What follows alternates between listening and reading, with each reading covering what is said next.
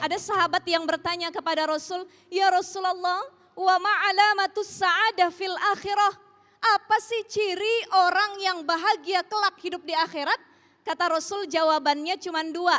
Yang pertama ridullah, yang kedua jannatullah.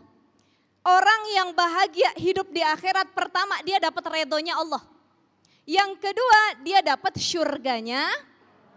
Ibu pengen dapat ridho Allah? Perempuan kalau pengen dapat ridho Allah solusinya cuma dua.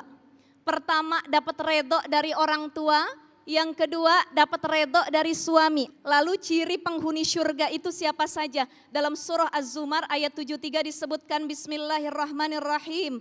Wasiqal ladzina taqaw rabbahum ilal jannati zumara hatta idza ja'uha wa futihat abwabuha wa qala lahum khazanatuha salamun alaikum tibtum fadkhuluha khalidin.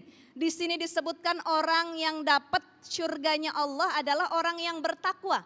Siapa orang yang bertakwa? Pertama orang yang tidak menyekutukan Allah.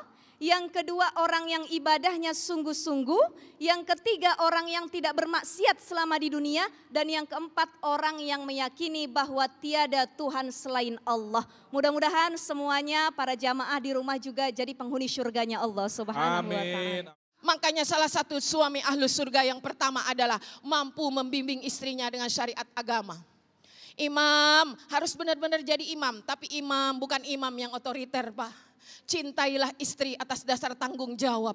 Sehingga ketika nanti bertemu dengan Allah, ya Haji Ahmad, benar semua. Alhamdulillah ya Rab, istriku benar, anakku benar. Inilah imam, bukan imam yang otoriter. Sebentar-sebentar, mah gak boleh keluar, masuk neraka. Wahai Rasul, kira-kira aku masuk syurga apa enggak? Karena waktu di zaman Rasul para sahabat itu udah pada dijamin masuk syurga. Termasuk sahabat Abdurrahman bin Auf yang kekayaannya mencapai 3.057 triliun. Itu Rasul gambarkan kamu masuk syurga nanti dalam keadaan merangkak. Sahabat yang lain dalam keadaan berjalan. Interupsi, kenapa wahai Rasul kok saya berjalan merangkak?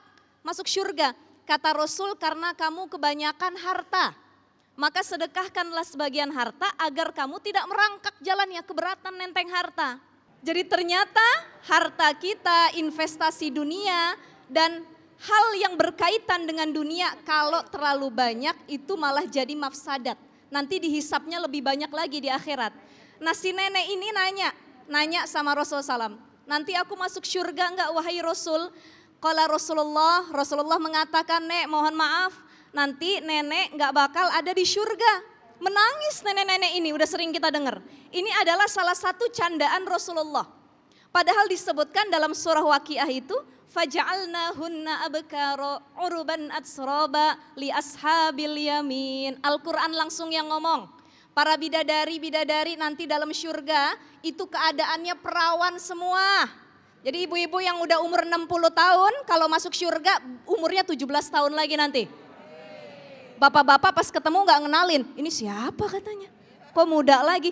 Jadi ini janji Allah, syurga itu diperuntukkan bagi orang-orang yang benar-benar bertakwa. Dan fisik mereka kelak masuk syurga itu gak ada yang tua, gak ada yang nini-nini, kakek-kakek, tidak ada yang anak-anak, semua dalam keadaan bujang dan perawan. Ini Masya Allah salah satu fisiknya ya. Yang kedua adalah simahum fi wujuhihim min atharis sujud. Wajah mereka bercahaya karena banyak sujud. Mungkin kalau sekarang di dunia orang yang banyak sujud salah satu contohnya tandanya adalah ada bekas hitam tapi jangan mau ditipu juga. Ada orang yang ada bekas hitam bukan karena sujud doang, dia kepentok akhirnya hitam.